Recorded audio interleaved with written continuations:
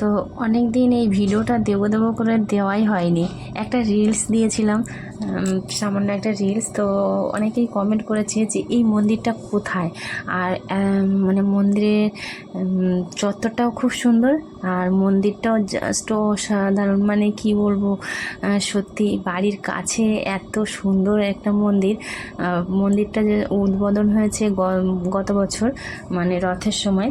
এটা হচ্ছে পাঁচুড়িয়া জগন্নাথ মন্দির, পাঁচুড়িয়া নিউ টাউন পাঁচুড়িয়া। তো এটা জগন্নাথ মন্দির। তো সত্যি আমি দেখে মুগ্ধ। বাড়ির কাছে এত সুন্দর মন্দির আমি দর্শন করতে পারিনি, তার জন্য সত্যি ভগবানের কাছে ক্ষমা প্রার্থী। এতদিন পরে আমি দেখেছি। তো মন্দিরের প্রথমেই ঢুকে জগন্নাথ, সুভদ্রা, বলরাম, এটা জগন্নাথ মন্দির। আর এর কারুকার্যটা এত সুন্দর, কি সুন্দর একটা ঝাড়বাতি।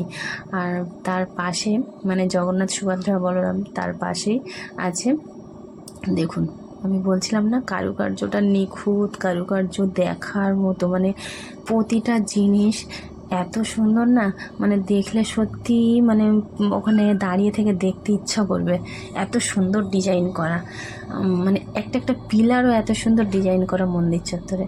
আর এই যে জগন্নাথ, সুভদ্রা, বলরাম মাঝখানটায় আছে, তার ডান সাইডটায় আছে রাম, সীতা, লক্ষ্মণ। মানে এটাও বেশ ভালো লাগছে, সুন্দর লাগছে। তো ওখানে ঢুকে এক মাতাজি সবার কপালে তিলক পরিয়ে দিচ্ছিল। তা আমার কপালেও দিল, আর আমার তিলকটা বেঁকে গেছে, তাই বলছিলাম। তা বলছে তুমি ভিডিও করছো তো ওই পাশে মুখ করে, আমি বুঝতে পারিনি। তো যাই হোক, কপালে তিলক তো পড়েছে, এটাই অনেক। আর তার বাঁ দিকটায় হনুমানজি মানে হনুমানজি। তো ওই মন্দিরেই মানে মাঝখানটায় জগন্নাথ, সুভদ্রা, বলরাম, আর ডান সাইডে আছে রাম, সীতা, লক্ষ্মণ, আর বাঁ সাইডে আছে হনুমানজি।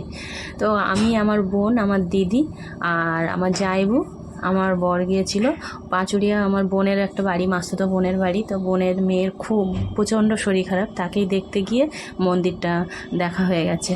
তো যাই হোক, তারপরে ওই মন্দির চত্বরেই, এটা হচ্ছে রাধাকৃষ্ণের মন্দির, প্রণাম করলাম, মানে রাধারানীর চরণে একটু প্রণাম করলাম, ভালো লাগলো।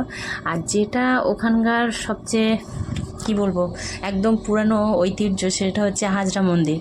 এখনও কিন্তু এটা হচ্ছে, মানে অনেক পুরানো মন্দির, এটা আবার নতুন করে এটা হচ্ছে।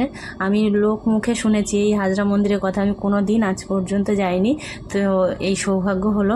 হাজরা মন্দিরে দেখুন, এই যে মানুষের মাথার কি বলে, মাথার খুলি যারে বলে, কি বলে আমি জানি না।